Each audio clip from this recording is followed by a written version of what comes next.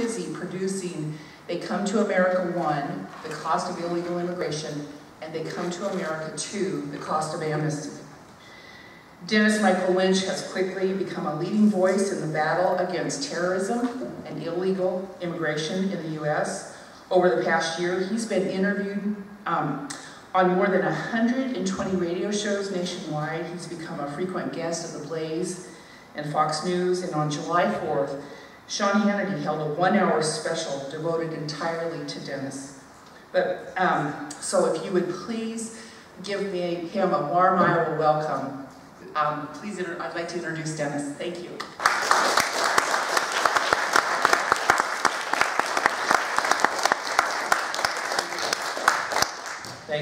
Thank you.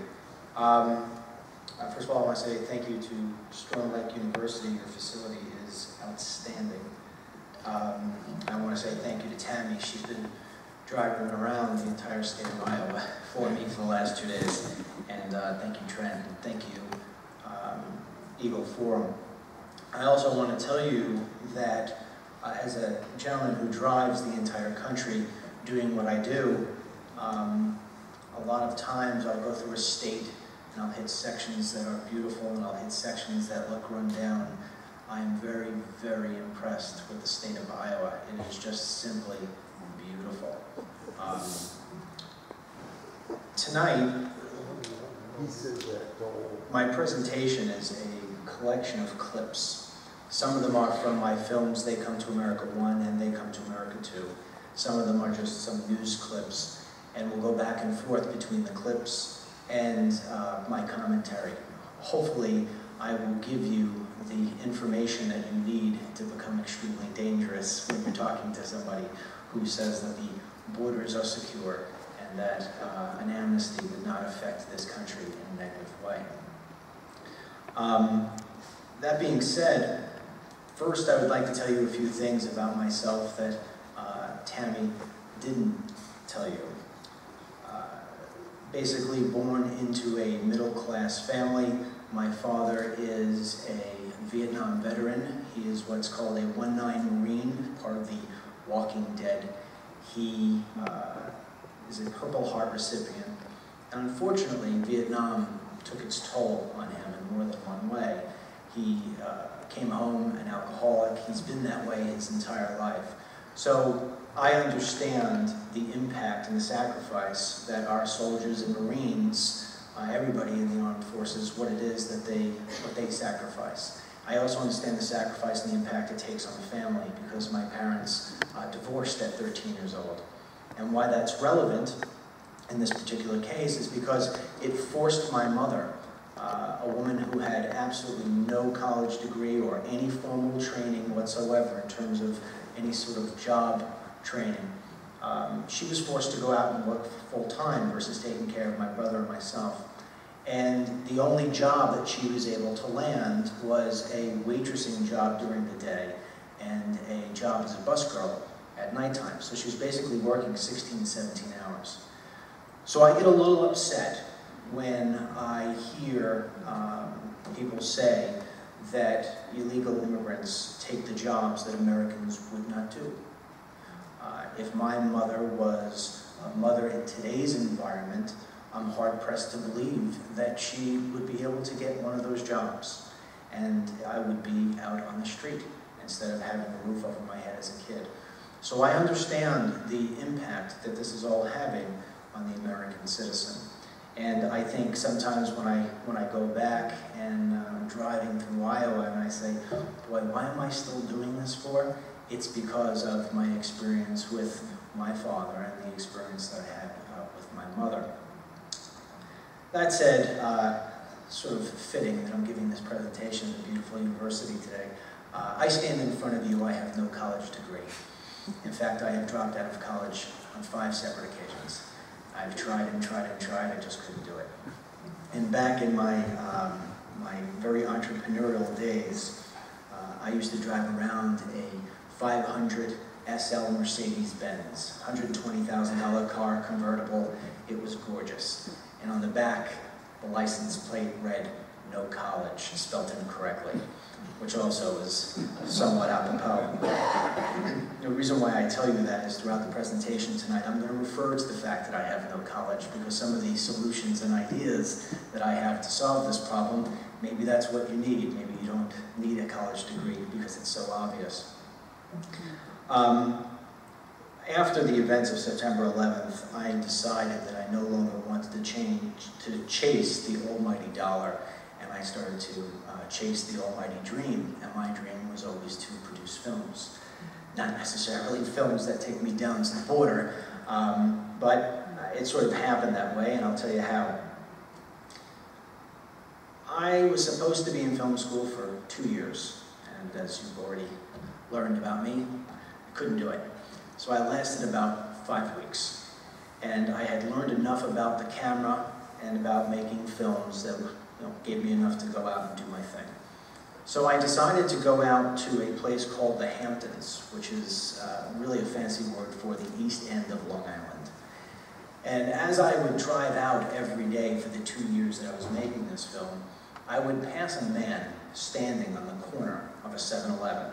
It didn't matter if it was winter with snow on the ground or summer at 110 degrees. That man was there every morning. And he stood there with a sign. And the sign said, "Deport illegals." And underneath that sign was an American flag. And his dress was just, he looked like a contractor. So I had passed this man hundreds of times. And on the most important day of my film career, something compelled me to pull over and speak to this man. And the reason why it was the most important day was I was going to meet Christy Brinkley at the Hamptons International Film Festival to premiere King of the Hamptons. So I pull over to this man, and in real New York to New York style, I said, "What are you doing?" So he says, "I'm not leaving. I've been here 5 years. Every day for 5 years. I am not leaving until they leave." They being 200 illegal immigrants who are standing on the other side of the 7-Eleven, being picked up by the local contractors who are building homes. And Lord knows we built really big homes out in the Hamptons. So he went on to explain to me that he had 25 employees that once worked for him, and they had been undercut so badly that they couldn't get any sort of work. The 25 guys now were out of business, and so was Tom. So he went on to say how frustrated he was that he feels at this point there are 2 sets of laws in this country when there's only supposed to be one. 3 years later, I was just in New York the other day, Tom is still standing on that corner. I have never met a more determined human being in my life. So as I'm speaking to him, and it was time for me to go, he said, "Hey Dennis, if you don't stand up for your country now, when will you stand up for your country?" So those words hit pretty hard. And then as I walked away a little further, he said, "You know that there are guys and girls right now dying for us and losing their limbs in Iraq and Afghanistan. And we're talking about giving these people citizenship as if it comes out of a Cracker Jacks box." So I got in my car and couldn't get the things that Tom told me out of my mind. And I'm standing in front of a movie theater, sort of like this, but packed out to the front. And they teach you on the first day of film school that if you're ever asked, "What's your next project?" if you don't have one, lie. Always have a project going on. So I didn't have another project, and yet, lo and behold, somebody said, "What's your next project?" So I said, "I'm going to do something on illegal immigration based on the education that I just received at 7-Eleven. And being a man of my word, I went home and said, "Okay, I'm going to do something about illegal immigration." And I started to do research, the same sort of research you would do. I started watching things on Fox News, I started watching ABC News, I started reading the internet, every article I could possibly find, and I started to come up with a set of locations based on that research of where I should go with my cameras. A few months into making the film, I started to become very concerned. In fact, I often describe it as I made the transformation from the hungry filmmaker to the very concerned citizen. I have 4 children, I'm married to my high school sweetheart, and what I was seeing out there was so different from what I had been researching that I started to figure that I was just the most brilliant filmmaker in the world, because I was finding things that nobody else could find. And yet I wasn't really trying all that hard to find these things. They were jumping out at me. So in They Come to America 1, there is a scene. I won't show it to you here tonight. It's with the DVDs we have. But there's a scene where I am in a very dangerous place called Los Corrales along the Arizona-Mexican border. And I'm chased by not so very nice people. Obviously, I survived. And after I was done, I got on the phone with my wife and said, we are going to win an Oscar with this film. Because I have the illegal community opening up to me, being as honest as they possibly can, saying things to me which you're about to hear. And at the same time, as I'm getting chased by drug cartels, or people who work for them anyway. We're going to solve this problem. Well, tells you how much I know. When you make independent films, you have to go through a process, and that process includes film festivals. Everybody has heard of Sundance, and that's one popular one. I applied to 31 film festivals in the country. I was turned down by all 31. And it's not because the film is not a good film. It's well produced. It's something that you would expect to see in movie theaters and on TV.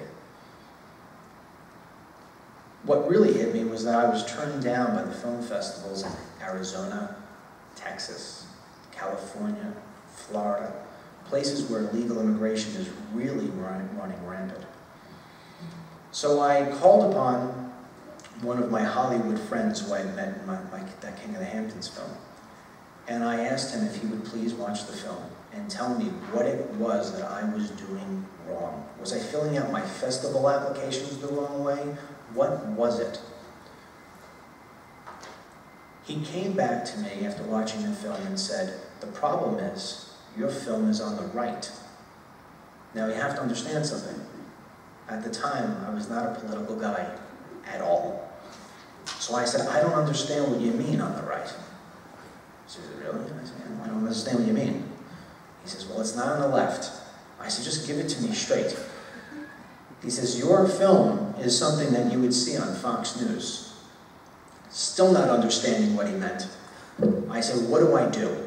He says, well, you've got two choices. He said, you could either try to do self-distribution with this film. He says, or you could just tuck it away, pretend like it never happened, go make another Hollywood-like film. He says, and you'll be okay. I didn't like that idea. So I'm assuming some of you in here probably watch Fox News. Are you familiar with the name Brian Kilmeade from Fox and Friends in the morning? Yes? All right. Well, Brian just so happens to be one of my neighbors. So excuse me for a moment.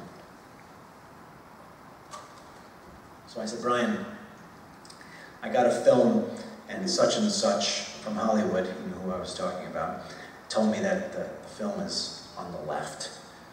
Can I show you the trailer and maybe get on Fox? He said, sure. So I sent him the trailer, and within 5 minutes I got a call back. You'll be on.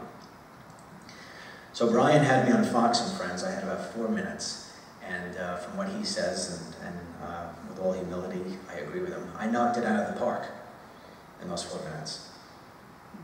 But then the next day came and nobody called me. I mean, it was still crickets. So at this point, I said, ah, the hell with it. I guess I'm going to have to go make another movie about something else. I'll just bury this one. Fast forward about a month and a half later, and how many of you remember on a Friday afternoon, probably around 5 o'clock in the afternoon, President Barack Obama got up and told the United States of America, during the worst unemployment we've had since God knows when, that he was going to have an executive order put in place to where work permits would be issued to the illegal alien community. Well, that happened on a Friday, and my phone rang on a Saturday. And the people at Fox and Friends Weekend said, tomorrow's Father's Day. What are you doing at 6 a.m.? So keeping it clean. I didn't tell them what I'd be doing at 6 o'clock a.m. on Father's Day. And they said, well, how would you like to come in and talk about what Barack Obama did yesterday? So really what they were saying to me is, we can't find anybody else to come in on Father's Day, will you? And I said, sure, I'll jump at the opportunity. So the good thing about Fox News on Sunday mornings is that there are no, I don't know if you ever know this or not, but there are no commercial breaks for the first half hour. So I was on there for a clear 10 minutes. And as I'm talking to them, I'm going to show you that clip in a few seconds here. As I'm talking to them, I find myself getting very frustrated, just with everything that's coming out of my mouth. And I decide at that point that the only way that I'm ever going to fight fire with fire in this entire argument, or debate, or whatever you want to call it, was that if I got the American people behind me. So what I did was I said, I'll tell you what, you go to theycometomerica.com and you buy a DVD, and I'll send you 5. And funny as it is that our website is connected to my cell phone. And I had it on vibrate, and I had it in my back pocket. And as I'm sitting in the interview, my ass is vibrating. And I could feel it. I said, ooh, that was a good move. And it was just sale after sale after sale after sale after sale after sale after sale. And so I finally had my distribution, which was the American people. So I always, I believe if something's meant to be, it will happen. And lo and behold, I stand in front of you today knowing that both movies have been seen. And this is only from what I know and have counted with all the free DVDs and things of that nature, have been seen by over 1 million people. And I know that tea parties and all these different other groups, they have showings that I don't even know about. And I get the email that says, we just showed your film, 200 people showed up and we love it. All right. So I don't even know how many people have seen it out of that. I do know it has worked because I get phone calls from congressmen, congress-ladies, who say, I saw your film, I'd like you to either write something for me, or will you show up to this event, or I've even testified in front of the Ohio State Legislature about why it's a bad idea to give driver's licenses to illegal aliens. So that being said, let me play the first clip for you. It just so happens to be a few minutes from that Sunday morning Fox interview that took place a year ago. And then I'll come back and I'll talk to you about a few things that are important about that clip.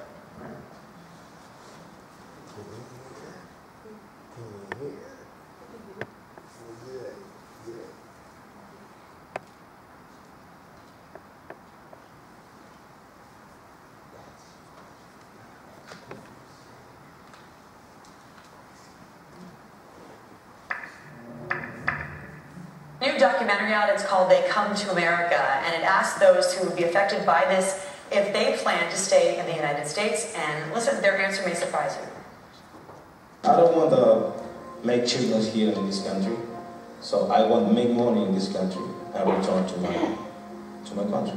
So the truth is that you really do not want to be an American? No, honestly, because United States is not the best in the world, The humanity change. Tomorrow, today, you pay for me. Tomorrow, my son pay for your son. When I made this film, I tried to go right down the middle, all right? And what I come away with is this, that the President of the United States on Friday kicked in the teeth 20 million American workers who are out of work, and their children. I traveled this country in making this movie. I did what the President should be doing. I found people sleeping in the snow because they don't have work. I found people down in Florida who are trying to get jobs. They can't get jobs because they don't speak Spanish. So is this true? Do illegal immigrants take jobs from American workers? What they do is they undercut American workers. Okay? We're talking about something that is fundamentally killing the people in this country who cannot find jobs. The argument is, and Marco Rubio is putting forth a version of the DREAM Act, which supports not amnesty and not citizenship, but very similar to what the President just rolled out this week. Where, after all, we're giving these kids an education here in large part in the United States. Do we want them to become doctors and go back somewhere else to become a doctor, or do we want them here as a skilled worker in the United States? I want my son to become a doctor. I want my son to become a doctor. But is that person taking your son's ability away to become a doctor? I guess that's the question, right? Yeah, even Bloomberg, says we need immigrants to come in from other countries in order to stabilize our economy. What about starting to put that money and energy into our broken schools? That's the way you get these kids in America to get off the texting and getting back to work. When was the last time you seen a 15-year-old mow a lawn in your neighborhood? Seriously, when was the last time? I mowed lawns. Did you mow lawns? Oh, yeah. I mowed lawns.